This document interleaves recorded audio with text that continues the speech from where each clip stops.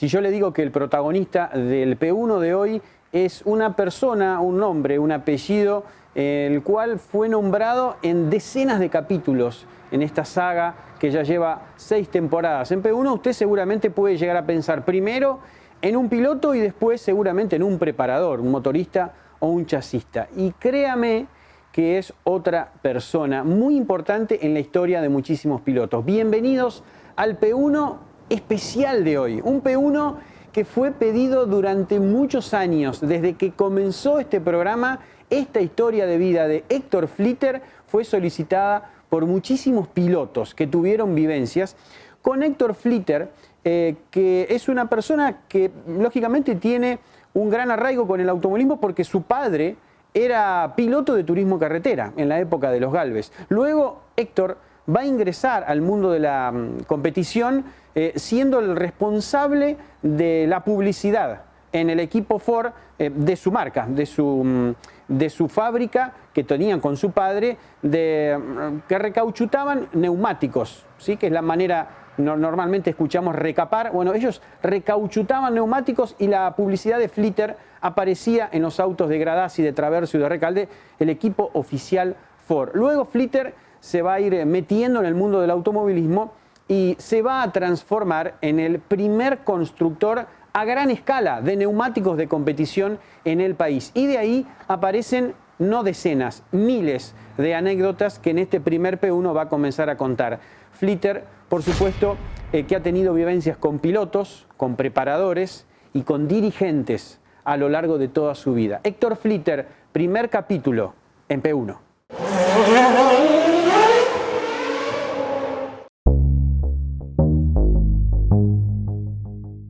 El neumático es una pieza más del auto, no es algo que viene separado y lo ponen. También es el paracaídas de un auto, no puede fallar. No puede fallar porque cuando falla está en riesgo la vida del piloto. Entonces yo siempre dije que fabricaba paracaídas.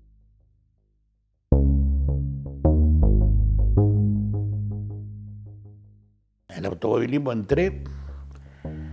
Yo creo que fue una pasión de muy de chiquito. Mi padre me llevó, el otro día me hicieron entrar duda, pero cuando ganó Ascari en el año 1953, yo tenía 4 años, y me llevó al autódromo. Y me acuerdo que tuvimos un pequeño encontronazo con mi madre, porque mi madre me mandó con un suéter en enero, y en esa época en enero hacía mucho calor en la Argentina.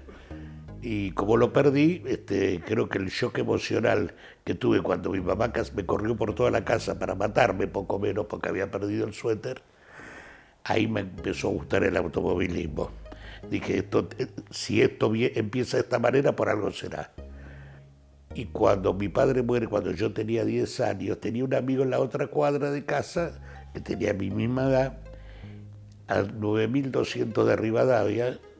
Vivíamos en Villaluro, y de ahí nos íbamos caminando los sábados a la noche con 10 años, desde ahí hasta Plaza de Mayo, contando los Ford y los Chevrolet que había por la calle, a ver si había más Ford o más Chevrolet.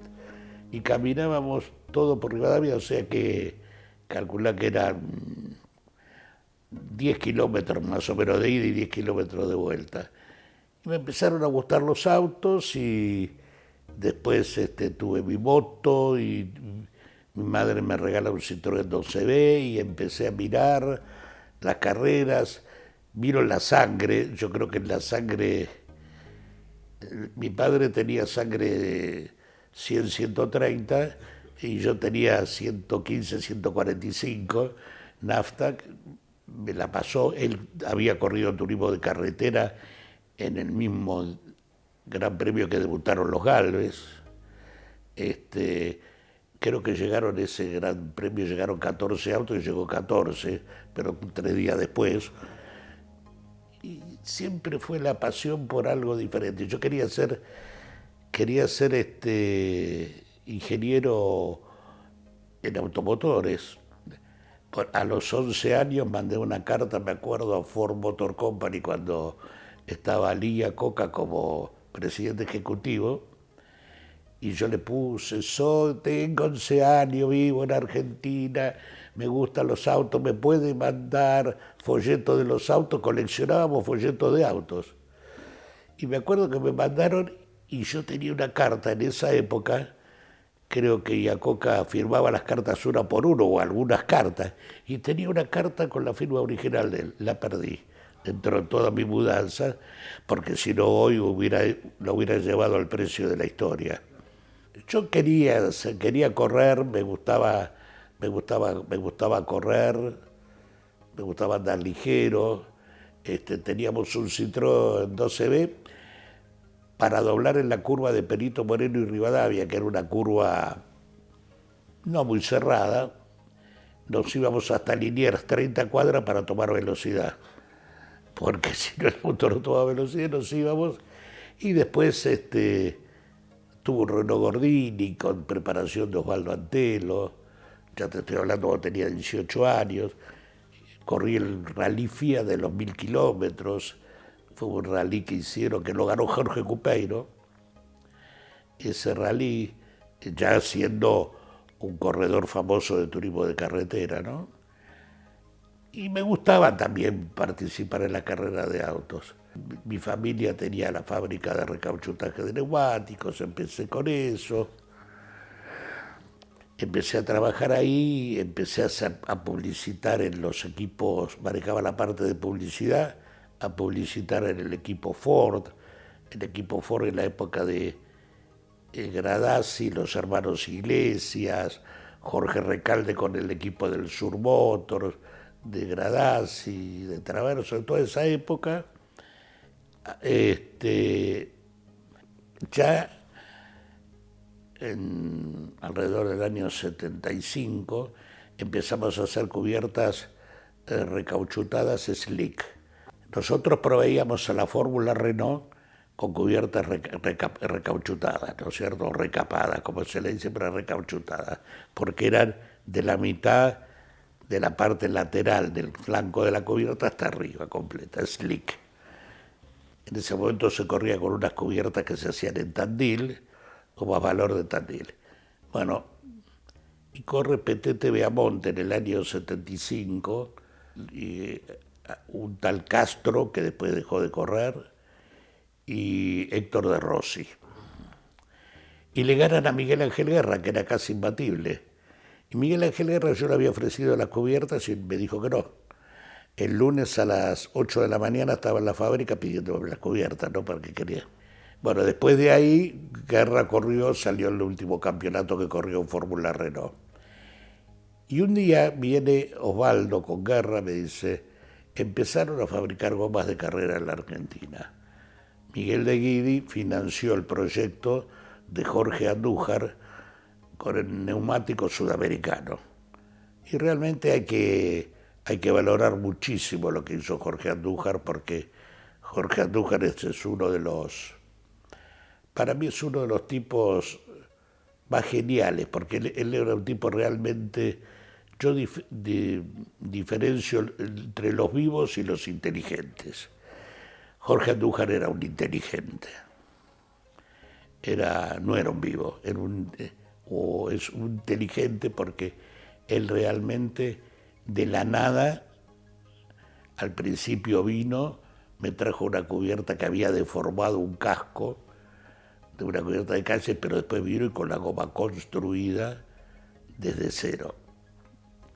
Y realmente yo valoré muchísimo de eso, y tanto me dijo Antelo y Guerra que tenía que hacer las gomas para, digamos, no haya una diferencia entre que, por ejemplo, Andújar, como le había financiado el proyecto de Guidi, favorecerlo a de Guidi, entonces democratizamos las gomas slick y empezamos a fabricar la cubierta de Fórmula Renault y Fórmula 2.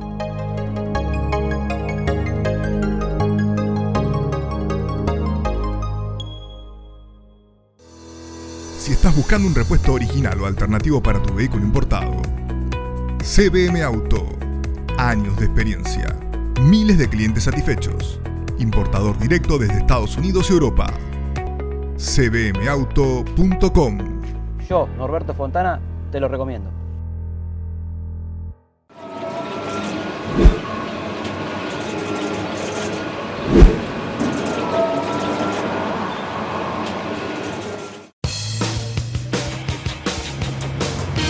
Había que hacer una pick-up que tenga la fuerza de los que hacen. Renault Alaskan, hecha para los que hacen.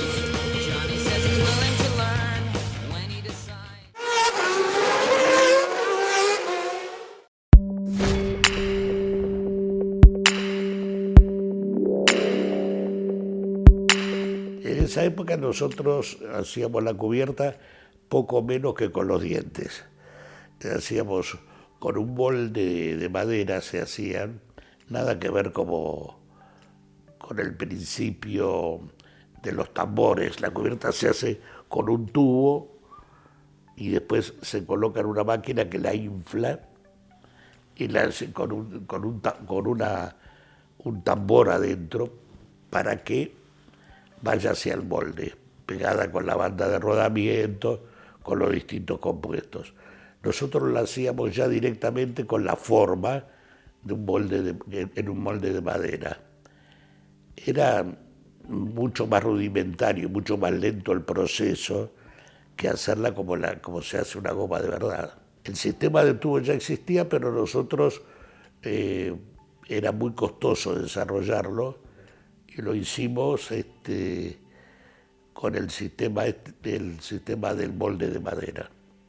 Empezamos a hacer las cubiertas tenían un rendimiento aceptable. Ese mismo año, en el año 78, cuando empezamos a hacer la de Fórmula 2 Argentina, la de Fórmula Renault, también hicimos la de Fórmula 1.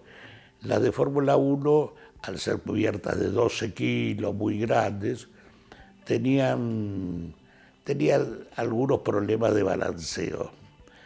Risueñamente te voy a contar que en una carrera en 78 viene el padre del Colorado Pianetti y me dice: Héctor, dice, ¿no se pueden hacer un poquito mejor las gomas? Me dice, digo, ¿por qué? Y me dice, mira, tuve que poner una pastilla de freno en lugar de plomo para balancearla. Entonces empezamos a trabajar para hacer las cosas cada vez mejor. Era muy rudimentario todo lo que hacíamos, lo fuimos mejorando, después hicimos nuestro propio sistema de tambores con el cual pudimos hacer las cubiertas ya bastante mejor de calidad. Eran bastante parecidas, hubo muchos temas que decían no, que son distintas, que son especiales, y Ángel Chiviló, en aquel momento, un muy recordado presidente de la Fórmula Renault, dijo: ¿qué quieren que haga 4 especiales si no le salen 4 iguales? Entonces esas eran las frases de Chiviló. Tuve algunos disgustos, ¿viste? Porque la gente creía que nosotros, o que yo personalmente, que era la cabeza visible de la empresa, y era prácticamente la empresa, que yo favorecía a uno, favorecía a otro. A mí realmente nunca me interesó favorecer a nadie, solamente tuvimos un acontecimiento una vez con Tulio Crespi, cuando Crespi apareció con cubiertas de la marca Paul para molestar, porque él creía con Giachino, cuando Juan Carlos Giachino era piloto de él, para molestarme a mí, porque Tulio era así. Tulio creía, para mí es una persona, tengo un cariño entrañable por él, pero una persona que le llenaban la cabeza y él creía algo y Tulio se lo creía y se lo creía. Entonces para convencerlo era muy difícil. Y utilizó cubiertas Pablo, entonces lo llamé al Toto Echegaray y le dije: mira, te voy a dar un Berta para que corras en Fórmula Renault. Lo llamé a Oreste, que tenía un auto que yo le había encargado para un amigo mío en Chile. Lo fue a armar y empezó a correr, y con ese auto le ganó el campeonato. El Toto nunca me lo pagó, lógicamente, y le pusimos unas gomas especiales y le sacó como 2 segundos al auto de Tulio. Y entonces ahí sí fue la diferencia de la goma, pero la goma se la saqué y con Eduardo Bouvier decidimos sortear las gomas a partir de ese momento para evitar los problemas. En Fórmula 2 también todos creían que Maldonado tenía una goma especial o De Guidi tenía una goma especial y no la tenían. Simplemente De Guidi era un estudioso, un gran averiguador, como él decía, y Maldonado era uno de los mejores pilotos del momento, ¿no? Maldonado, Larrauri era otro piloto. Larrauri era un piloto, digamos, de los mejores que hubo, ¿viste? De los mejores. Y en TC2000 también sufrí el tema del polaco Erceg, que el polaco Erceg siempre creía que tenía gomas especiales, los Dodge 1500. Y los Dodge 1500 tenían arriba, para mí, el mejor tester que hubo en el automovilismo argentino como piloto, que era Jorge Omar del Río.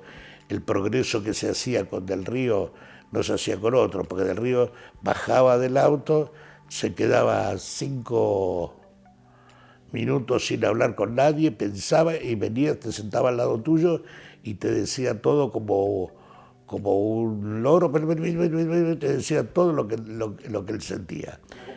Era una computadora. Era muy, muy bueno en eso, muy bueno, porque él no pensaba en 2 cosas al mismo tiempo, él pensaba en el neumático. Entonces Del Río era diferente,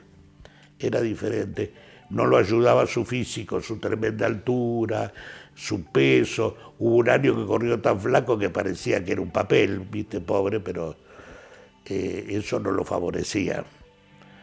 Pero fue uno de los grandes pilotos, de las personas que daba gusto trabajar con él.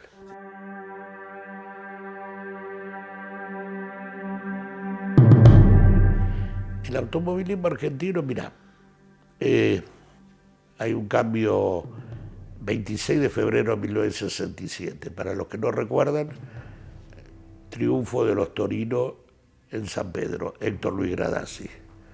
Vuelca Jorge Ternengo, se le rompe el motor a Eduardo Copelo, si no, hacían el 1-2-3.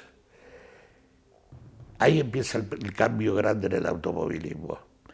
El cambio grande, una fábrica detrás, una fábrica como Industrias Kaiser Argentina, en ese momento ya creo que era Ica Renault. Ahí empieza el cambio. Ese es el primer cambio, empiezan los autos monocasco, no con chasis.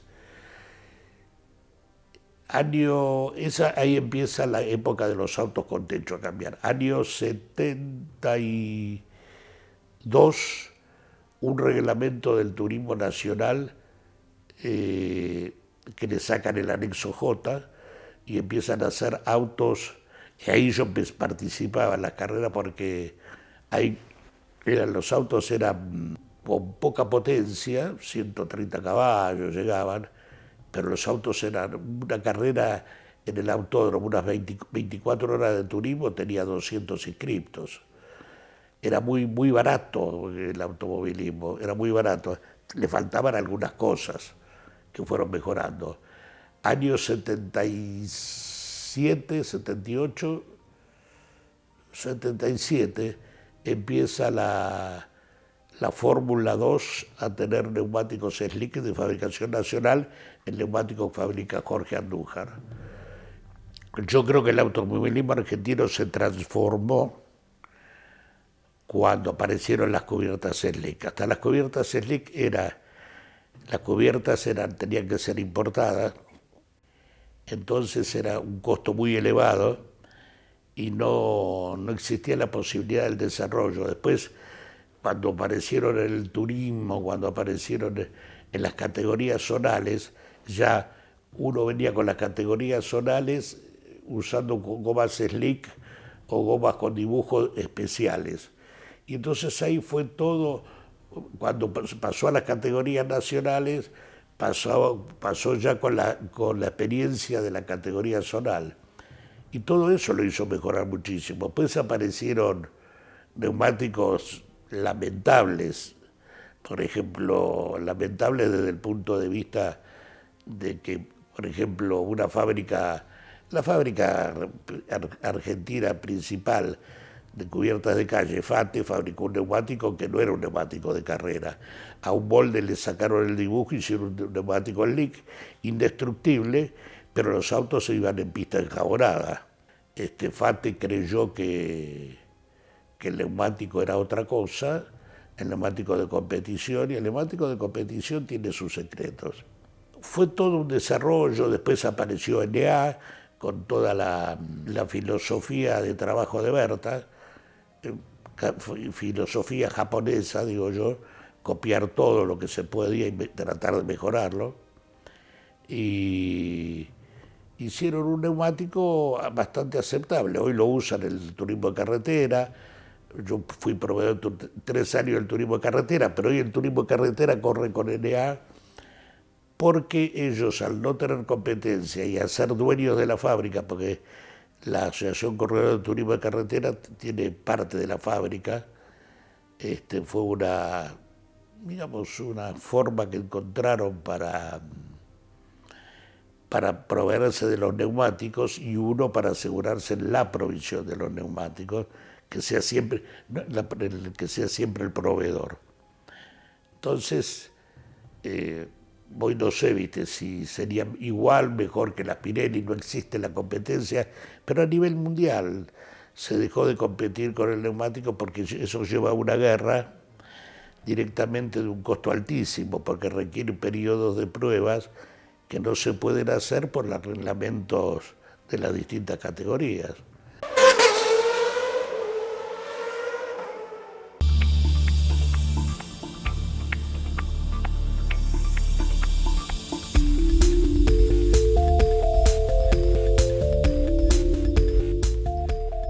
ROM es la primera red de agencias multimarcas y concesionarios oficiales del país. Lo que intenta ROM en el mercado es aliar, unir a todas las agencias multimarcas y concesionarios oficiales. Es un producto particularmente que a través de nuestras herramientas nunca nadie lo hizo. Es decir, en Argentina nadie lo hizo, en Latinoamérica tampoco y en el mundo tampoco. Lo que lo diferencia a través de nuestras herramientas es que Lucy y Comunidad Auto le permitan a cada una de las agencias multimarcas poder comprar, vender, intercambiar, consignar y sobre todas las cosas comprar repuestos de forma muy económica para que el mercado automotor en el futuro pueda bajar.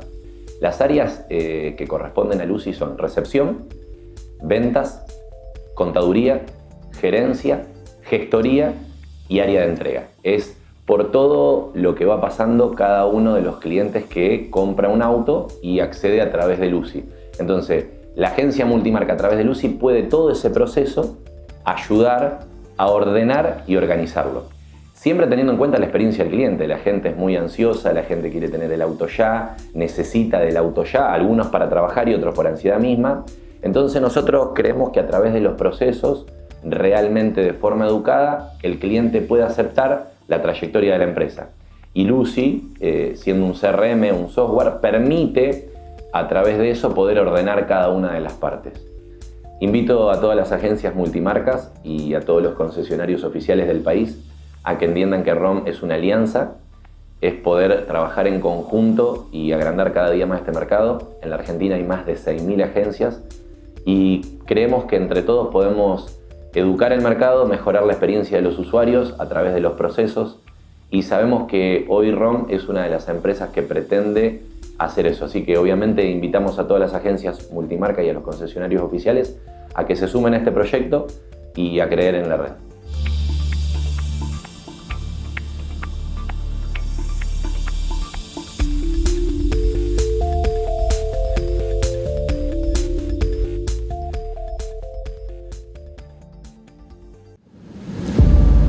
La producción no se puede detener.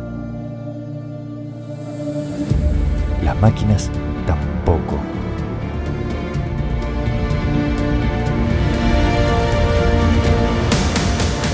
Urbig, Ingeniería Industrial.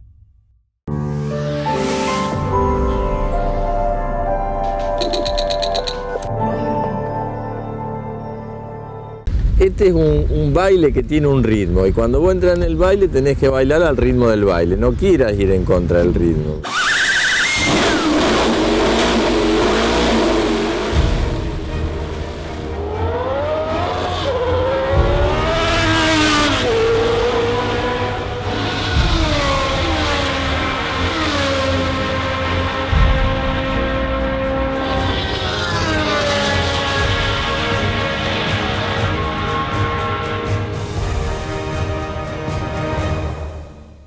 Aumenta la productividad y ganancias de tu taller con el equipo de alineación 5D Macking Parts. Obtener resultados en 90 segundos con la alineadora más rápida y precisa del mercado. Realizamos instalaciones en todo el país con técnicos profesionales y brindamos capacitación in situ para expertos o principiantes. Transforma tu taller a premium. Macking Parts.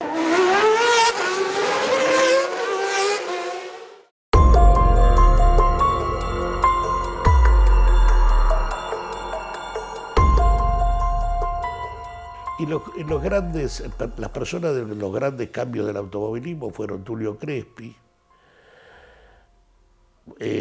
Oreste Berta con su viveza,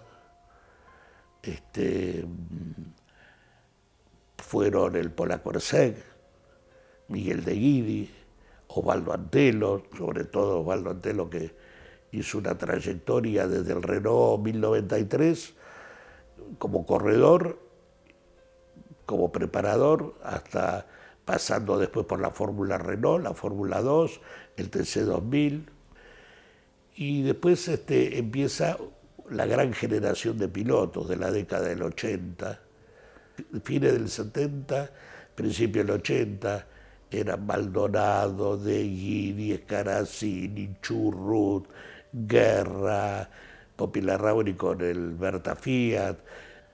Fue una época del automovilismo, yo creo que fue la mejor generación de pilotos. Y ahora están los chiquitos estos que... Después vino Ortelli, un gran campeón, el Flaco Traverso.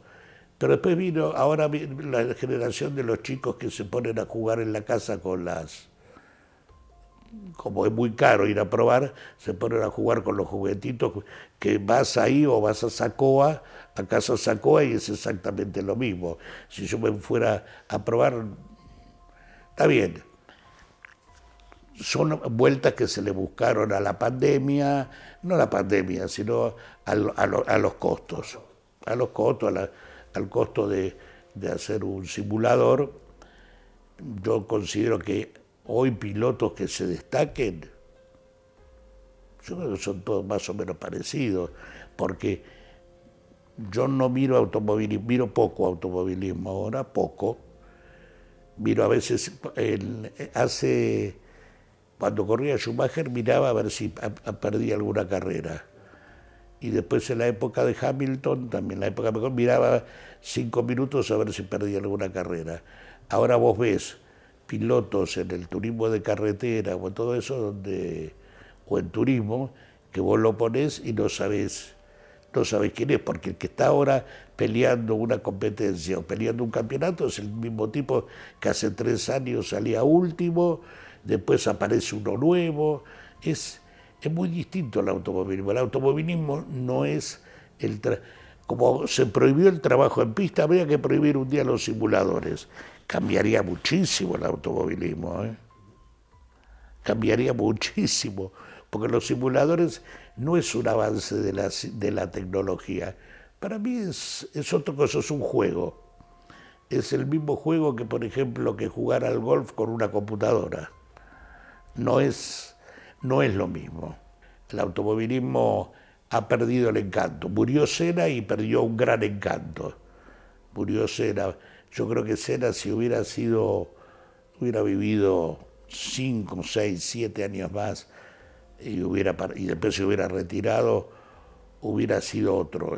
El automovilismo para mí, de forma personal, yo considero siempre que hubo los 3 mejores pilotos de la historia son Juan Manuel Fangio, Jim Clark y Ayrton Senna.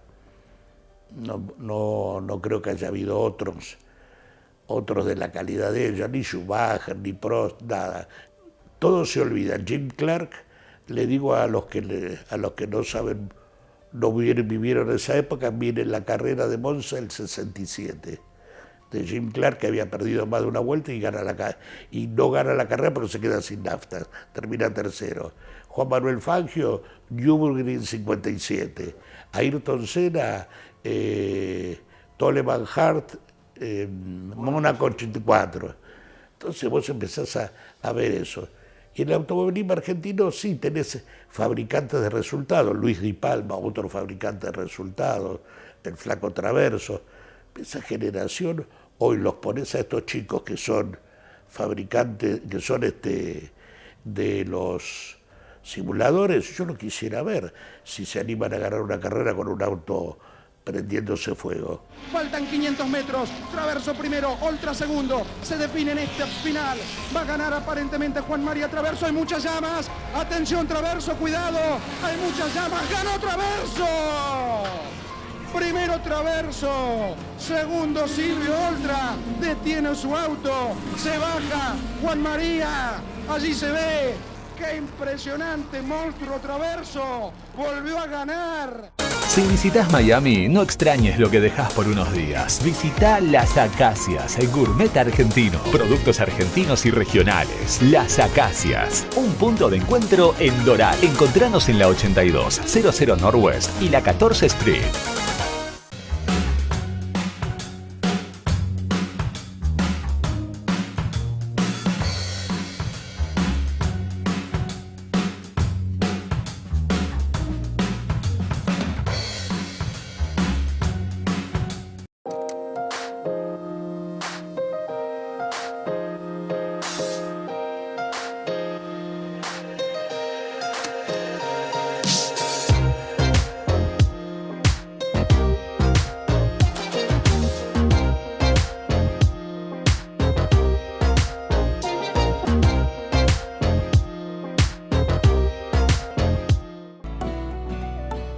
Desafía tus límites. Tonino es tu mejor opción.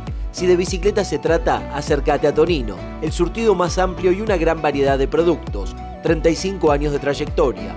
Visítanos en nuestras 2 sucursales, Lomas de Zamora y Lomas del Mirador. Seguinos como Bicicletas Tonino, www.bicicletastonino.com.ar.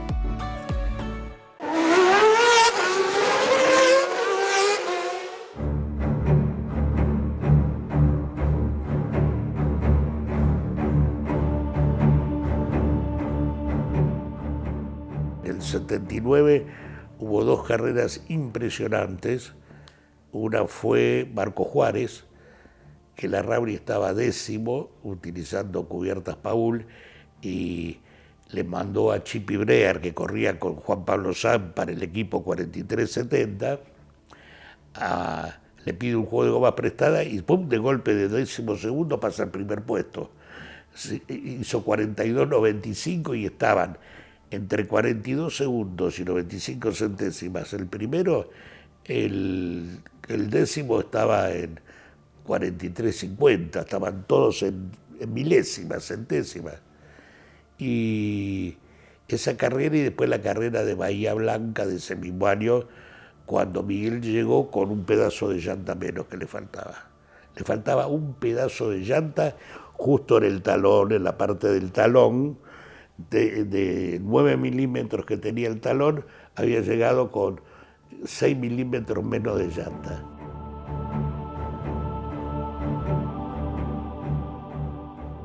Rafaela fue algo muy especial.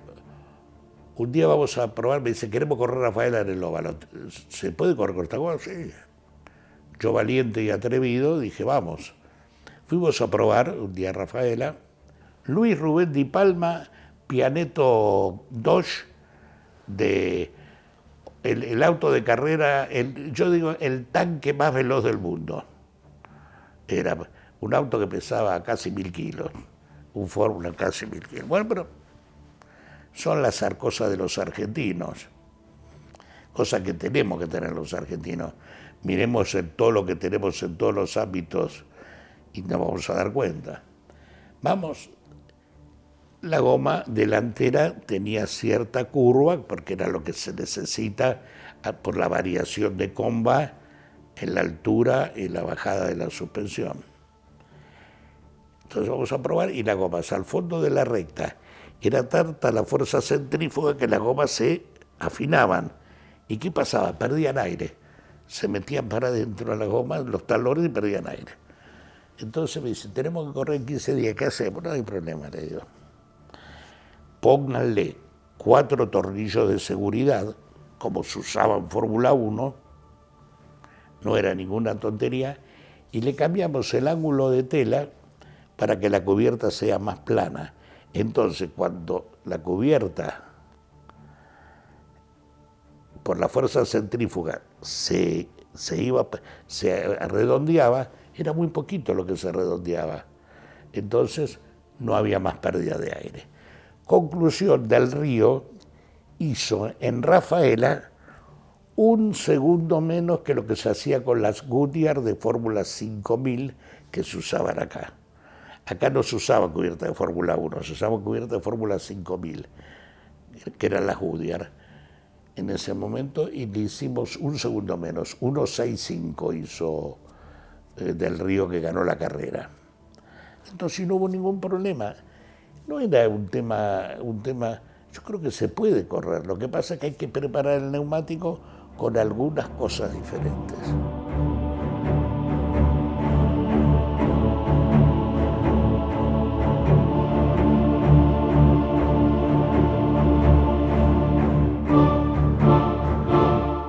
Y se terminó esta primera parte de la vida de Héctor Flitter. Sí, sé que se quedó con muchas ganas de más, pero habrá que esperar una semana más para seguir escuchando esta historia en el segundo capítulo de este diálogo muy realmente rico periodísticamente que tuvo con Diego Sorrero. Hablará de experiencias puntuales con pilotos, con dirigentes, especialmente con dirigentes, ¿no? Flitter sabe muchos secretos de lo que ha sucedido en las últimas décadas del automovilismo argentino, con una pieza que no solo para un automóvil de calle, sino para un automóvil de carrera es fundamental. El automóvil está apoyado, aún no vuela, sobre 4 porciones de caucho, que a veces muchos dicen es algo negro que está en el automóvil. Bueno, en un auto de calle y en un auto de carrera aún más, el neumático es prácticamente todo. Si uno quiere complicar a un piloto de verdad, si uno le pone mal caucho, ese piloto, por más que sea el mejor del mundo, no va a funcionar. El neumático es lo único que nos une al asfalto, a la tierra, al suelo.